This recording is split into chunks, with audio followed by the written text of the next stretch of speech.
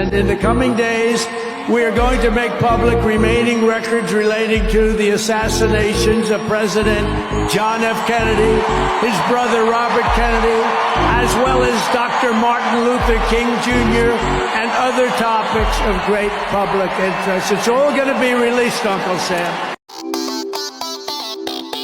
Hey, welcome back to my channel. So glad you're here. Let's check out what happened while you were at work. The first thing I want to share with you today is this heartbreaking story about the fires. There was this man named Randall Meode, and I guess he left a voicemail for his mom saying that,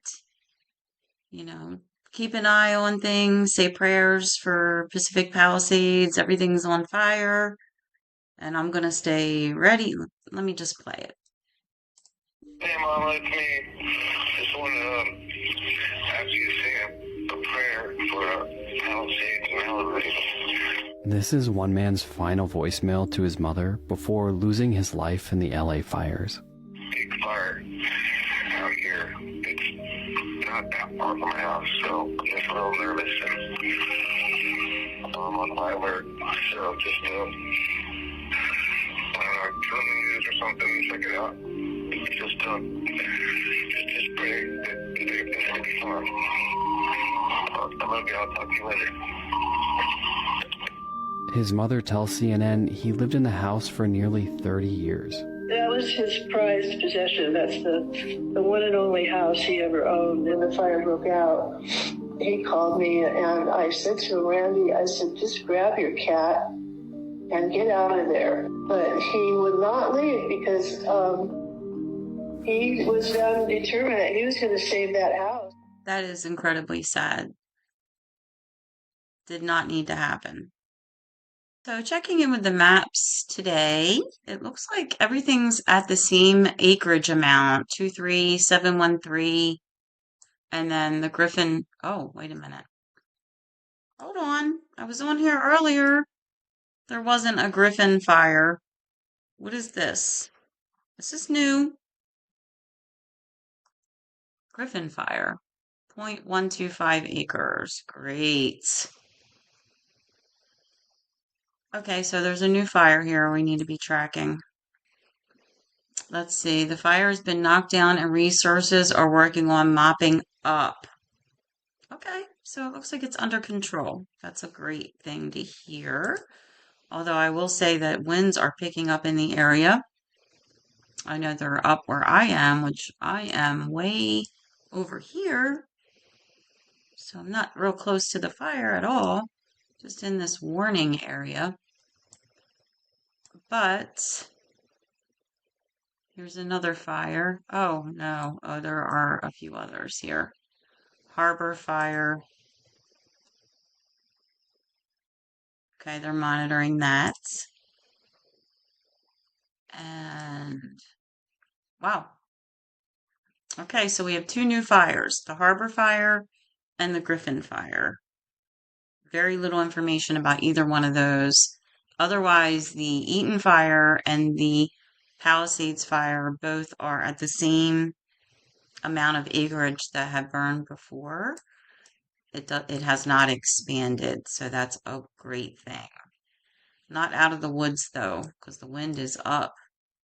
So we're going to have to keep monitoring this. And over here at the CAL FIRE map, it says that we have 27 fatalities. I noticed they're a little slow on getting the fatality numbers updated, so hopefully there won't be more. Now, this is the state website and it's not showing those other fires.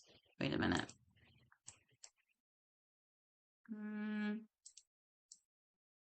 It is showing it on the map here. There must be some satellite technology, but there's no details. This is the one that's closer to Santa Barbara and Ventura. Okay, so the fires look like they're starting back again, different ones, so we have to be really keeping an eye on this. And please don't try to save your house. Please leave No one needs to be a victim in this fire. Everybody's getting plenty of notice. Heed the warnings and get out. Nowadays, you have to really, like when they say get out, because there's no telling what they're going to do or what they're up to. I wanted to share Ben Affleck. He lost his home, and there's a whole bunch of them. Maria Shriver, look at that. That's awful. I don't care how much money you have or how many millions you have, it's still incredibly sad. James Woods' house did not burn, but he had a front row seat to it, as you can see. And yeah, a lot of people lost their homes. But I noticed that I thought it was kind of cute how Ben is going back over to Jennifer Garner's home right now since his house burned down. She's always there to pick up the pieces for Ben, isn't she? Interesting. Okay, well, today Trump became the 47th president of the United States, and I am so happy. And I'll tell you why I'm happy. I am not a Republican per se. I'm more of an independent, and I lean whatever way I need to lean based on what I think is right, and it can't be left or right. But I'm so glad that some of his initiatives, like term limits and closing the border, and we have two genders, okay? That's just what we have. We have two. You're born male or female. What you decide to do after that is up to you, but that can be your fantasy. But there's male and female when you're born, and you're born as you're supposed to be, as God intended, and it's a beautiful thing. Okay, so here is Trump at the inauguration, and he did a great job with all of his speeches today. And I especially liked it when he said this. And in the coming days, we are going to make public remaining records relating to the assassinations of President John F. Kennedy, his brother Robert Kennedy, as well as Dr. Martin Luther King Jr., and other topics of great public interest. It's all going to be released, Uncle Sam. Oh, yeah, I heard that. I heard that. Bring it on. Bring it on. The next thing I want to talk about is Musk. And I know a lot of you are fans of Musk, and a lot of Trump fans are fans of Musk, and you really haven't sat back and looked at Musk and really, there's a lot of questions about Musk. How he goes around talking about how brain chips are dangerous, but he plans to implement them many people as he possibly can. And he also made an interesting comment recently. Let's take a look at this. Check it out. Every country will have AIs or multiple AIs. So, and there will be a lot of robots. There'll be a lot of robots. But we had way more robots than people. Yeah, let's have that conversation a second, because people are concerned about, as you said, dwindling populations. AI and robots have the potential to help support the GDP. Yes. Congratulations on Optimus 2 and soon Optimus 3. Your prediction on the number of robots by 2040, humanoid robots to be specific, what order of magnitude? By 2040? Yeah, so.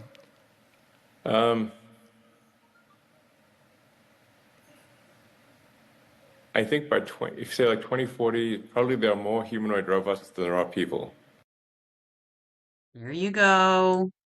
There you go. You heard it. More robots than people. What? Keep an eye on Musk. Keep an eye on him. And sit back and use a discerning eye when you are experiencing Musk. Very discerning. I'm discerning about Trump too. Subscribe to my channel because I have some very interesting revelations about Trump coming up that are going to be very interesting to the MAGA crowd. So if you're part of the MAGA crowd, definitely subscribe because you're going to want to hear this. Going to want to hear it. It's not what you think it's going to be. There's some serious questions over Trump's agenda. And we're going to get into that soon. So, sub up. Sub up. So, there was a lot of pomp and circumstance around the inauguration today. Let's look at some of the fun stuff. It was the first indoor ceremony since 1985. Trump had a security ring of steel around himself and other world leaders. His grandkids stole the show at the morning's church service. Michelle didn't show up. Michael didn't show up. Jeff Bezos' fiance was blasted for her outfit choice. I am blasting her for her need to feel accepted and loved by everybody around because she was sucking up so bad. I don't know about her. The lunch menu was very interesting. Look at that beautiful setting. I love that. Let's take a look at these photos. How cute. With the hat on. Nobody's around. It's like nobody's around. And that is a beautiful thing when everyone around hates you. And there is the table with all of the beautiful flowers. And Zuckerberg, suck up. That's what I want to talk to you about this agenda. And why is all of a sudden all these people accepting with open arms of Trump? There's some stuff you need to know about. I'm going to tell you. Subscribe. Barron, wow. He's getting big quick. He's been big for a long time. And here we have some of our old friends. And there's our outgoing administration. Okay, that's fun looking through the pictures. It looks like they had a delicious Chesapeake crab cake for lunch with tomato tartar, bay sauce, pickled vegetables, romanesco, dill, and chive oil. Mmm, crab cakes are my favorite. I bet you those were amazing because it's so close to Maryland. I miss Maryland crab cakes living out here in California. Paired with a dish will be Chardonnay Veritas, which means truth. Very nice name for a vineyard. For the second course, lucky guests will feast on Angus ribeye steak from Nebraska, broccoli rabe, carrot top herb sauce. Oh my gosh, I'm getting hungry. And red wine truffle jus with potato gratin. Mmm. And then they're having another wine, a cab from Napa Valley. And then the third course is a Minnesota apple icebox terrine with sour cream ice cream and salted caramel. Mmm. And that comes with, of course, another wine, Corbel wine from California. We gotta drink up. We got a government to run. Drink up, everybody. So, I'm sure you're aware that Biden said so many times that he was not going to pardon Hunter. Let's watch this. Let me ask you, will you accept the jury's outcome, their verdict, no matter what it is? Yes. And have you ruled out a pardon for your son? Yes. You have.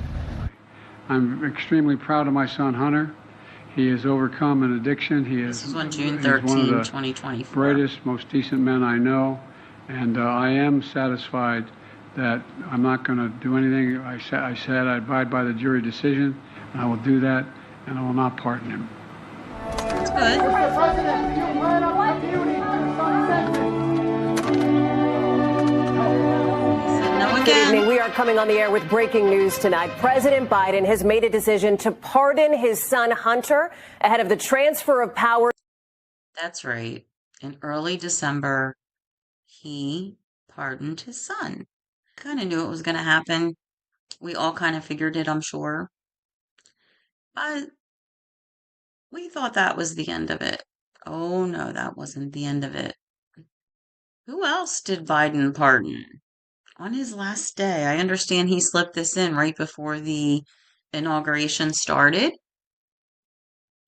I have to ask, who pardons their family? Who pardons their entire family? That doesn't make any sense. Why would Biden pardon his entire family? Is it because they're a crime family? Everybody else that we know are guilty of crimes? We think possibly committed crimes like Fauci, Schiff, all pardoned. These are preemptive pardons. Most people pardon their family members because they had a past drug addiction or something like that. For example, Bill Clinton pardoned his half brother because of a coke conviction he had years before, just to get it off his record. Okay, that's a family member, one family member for a previous conviction. What is all this pardoning of people that we feel are guilty, could possibly be guilty, maybe of some serious crimes coming up here soon when they're held accountable for their actions? How can you be found not guilty before you're even charged? And why would he do this? Your whole family? Wow. Dig deeper. Says presidents typically grant acts of clemency at the end of their term, but they are usually offered to everyday Americans who have been convicted of crimes. Biden has used the power in the broadest and most untested way possible to pardon those who have not even been investigated yet. Isn't that interesting? I saw him put an outgoing message on X yesterday, and I went in and commented, when are we going to stop pretending that Biden can write notes and function? He's a dementia patient. Biden isn't doing any of it. And I understand Trump is very interested in finding out who's been acting as Biden all this time. That's going to be very interesting indeed. Okay, so during the inaugural speech, Trump talked about taking over the Panama Canal. He's also talking about renaming Mexico, the Gulf of Mexico, to the Gulf of America. And this is the Panama Canal route. Just to give you an idea, I wanted to do a little thing on Panama because nobody really knows what the Panama Canal is, what it's used for, how crucial it is, and exactly where it's located. It's a very interesting topic. Okay, so here is the Panama Canal, as you can see. And then over here, you have a little bit better of a perspective of why it's so critical, because you can see right here in the middle is where it is. So before, when ships would come across the world, they would have to go all the way around this Central America here. Wow, that must have been a big pain. With the Panama Canal, they could go right through and they have a big shortcut.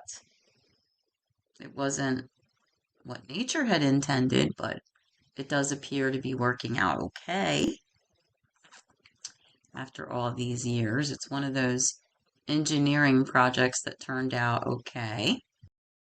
And now we're looking at some pictures of the construction of the Panama Canal, which I found was very interesting.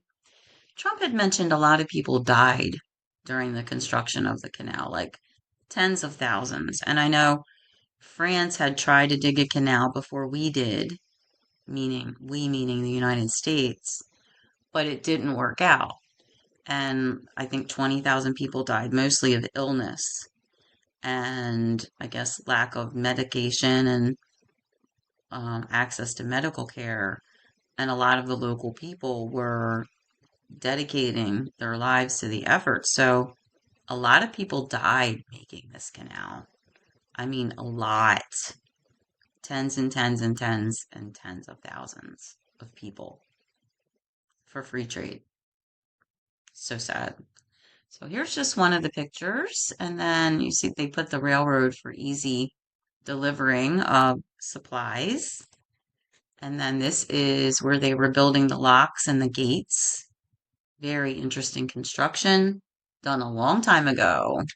Another example of something that was done a long time ago that's still holding up. And here is a video of them doing some construction here.